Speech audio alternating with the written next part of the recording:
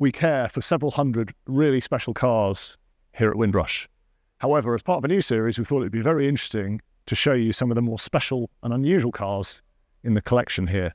Can you guess what the first one's going to be?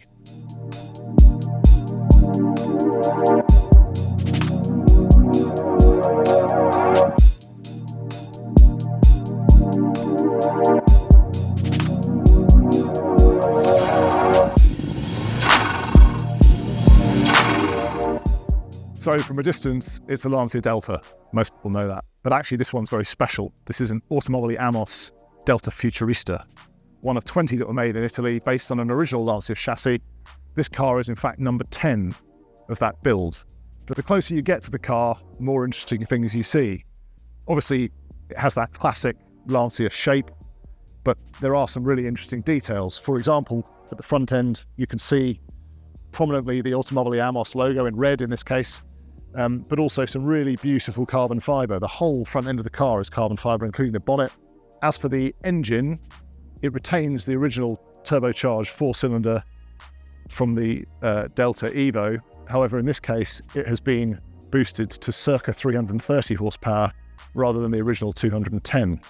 Moving along the side of the car, you get a little bit more of the beautiful green finish that we've got here. This car was fully PPF'd by tire friends at Topaz, which was obviously a bespoke PPF fit out, given it's a pretty rare car, one of only 20. The client went with gold finish for the wheels, which was a last minute change when he was having it built. And you can see the uprated brake calipers there in red. You can see it's a 3-door chassis, well, 2 doors and the hatchback, which again is a change from most of the Deltas, which I believe were 4-door. It retains original Lancia badging, which I think is a nice touch. You also can see in beautiful tan Alcantara interior with some sections in black. And there are a number of interesting features here which are tributes to the car's rallying history. You've got red centerline and steering wheel, digital rev readout and digital gear readout as well, alongside the traditional Lancia instrument binnacle. The steering wheel is particularly interesting as it has a number of features: indicators, not unusual, full beam on the headlights, but there's also a really unusual button which looks like has an explosion logo on it. And actually, we aren't really sure what that is. I think it might be something to do with anti-lag, possibly something to do with the turbocharging system, or even possibly the exhaust system. If you happen to know, please let us know in the comments, because we'd be interested to find out. Another interesting feature in the center console is the red rocket button.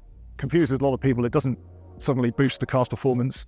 It is actually the starter button. But again, I think it shows you that this car was built by people with a sense of humor who really enjoy what they're doing. They've taken an iconic car and made it a little bit more fun, a little bit more modern, and a heck of a lot faster. At the rear, no badging, nothing to tell you what it is other than the original Lancia badge, which again is a nice touch. You've got a very clean lines, clean finish. There's obviously a hatchback here. What I find quite interesting is the carbon diffuser. You've also got exhaust pipes which are recessed, so they're not particularly visible, which again is a change from the original of the car. It's a very clean looking thing from the back, and the stance of the car is really very noticeable, quite high at the back, low at the front, and it looks quite aggressive. And as you can probably imagine, it gets a huge amount of attention if you take it out on the open road. We're very lucky here at Windrush that we're able to look after so many very special cars, including our Futurista behind us.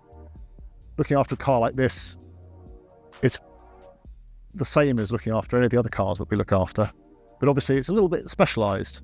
For example, we have to use some of our preferred partners for servicing. We can't take this to anyone. It needs to be serviced by Automobili Amos's preferred service agent.